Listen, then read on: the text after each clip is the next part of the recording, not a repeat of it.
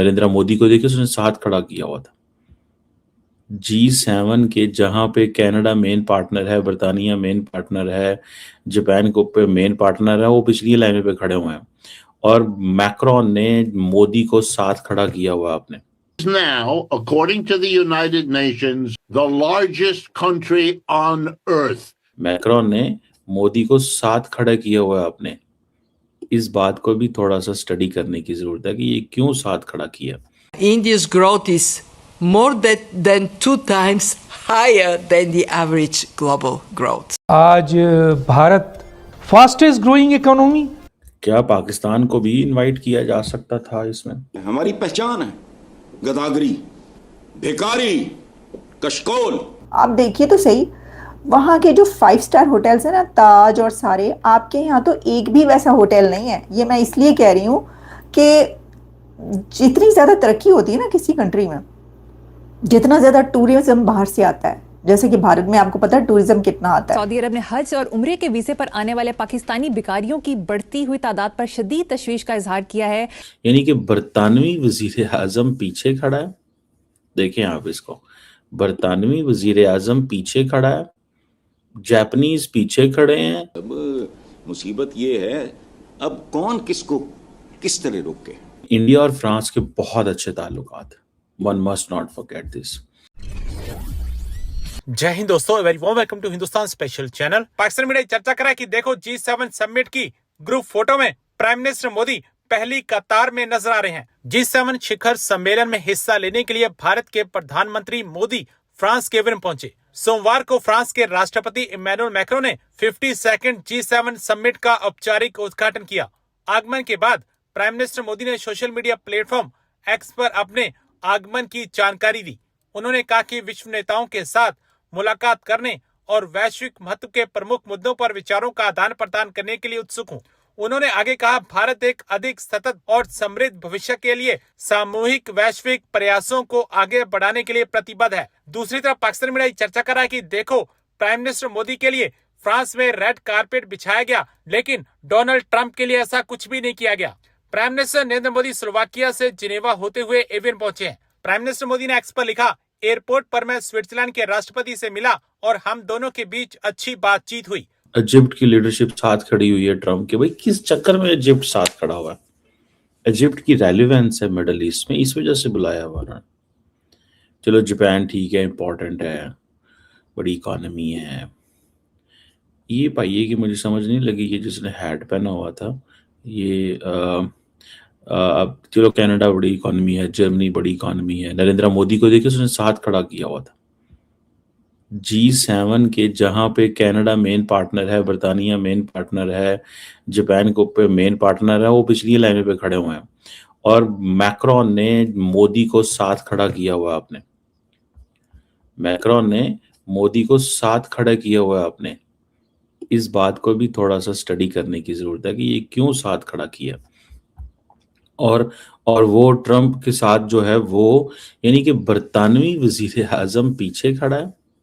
देखें आप इसको, बरतानवी वजीर आजम पीछे खड़ा है, जापानीज पीछे खड़े हैं। नरेंद्र मोदी की सिर्फ और सिर्फ, ठीक है जी, एक ही पोजीशन है। और वो पोजीशन क्या है?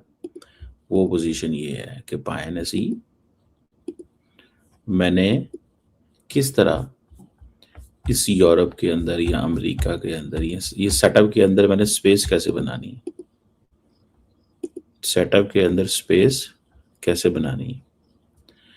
और मोदी साहब की मेरा ख्याल है कोई डायरेक्ट मीटिंग नहीं हुई उनके साथ, जो मेरे पास अंडरस्टैंडिंग। ये एक मीटिंग है जो हुई है, और कुछ और भी सारी बात है हुई होंगी। अब वो देखते हैं वो कैसी हुई हैं, क्या हुआ है उसमें, क्या है वो बाद में पता चलेगा। लेकिन ये जो G7 मीटिंग है, ये ऑब्वियसली मेरा ख्याल 2 हुई है ना G7 की मीटिंग्स। तो 2 G7 मीटिंग्स हुई हैं। एक तो वो जो दूसरी वाली है जिसमें वो सारे सिर्फ G7 के लोग बैठे होते हैं, और एक क्या है की कहते हैं जो जो लीडरशिप है, तमाम जिनको बुलाया हुआ था, जिनको एज ए गेस्ट बुलाया हुआ था और वो सारा, तो बहरहाल ये चीज़ें जो है ना वो they are in front of अस।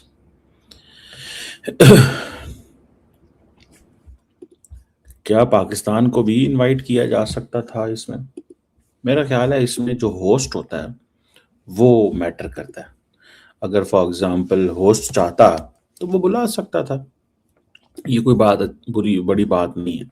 लेकिन बड़ी इंटरेस्टिंग हाल हवाल है इस मुलाकात का भी, इस सिचुएशन का भी, कि जहाँ पे आपको देखिए इंडिया और फ्रांस के बहुत अच्छे ताल्लुकात, one must not forget this.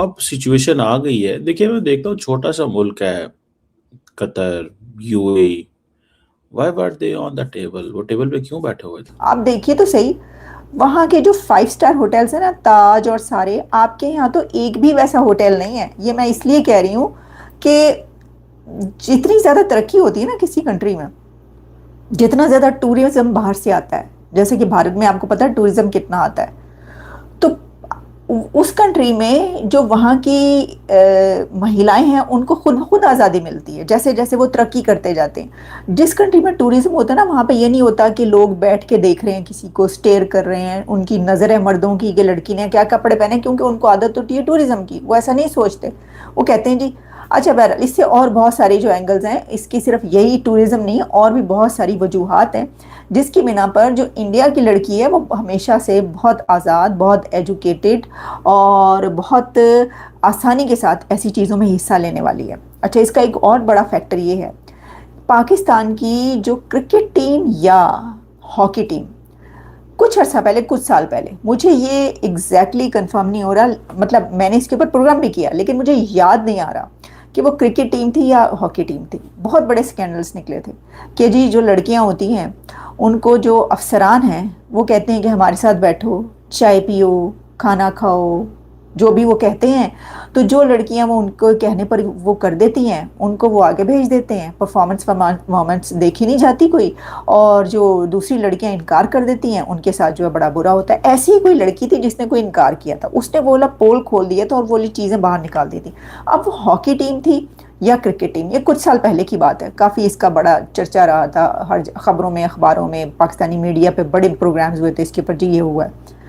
तो जहाँ पर ये हालात हों कि आप उनके जो है ना उनको ब्लैकमेल करें, आपको इमोशनल तौर पे, अच्छा इसमें ना इसको कभी देखा ही नहीं गया, कभी इसके ऊपर नज़र ही नहीं डाली जाती। हालांकि अब तो अगर आप देखें पंजाब में मरीम नवाज यानी कि एक खातूनी वज़ीर आला है,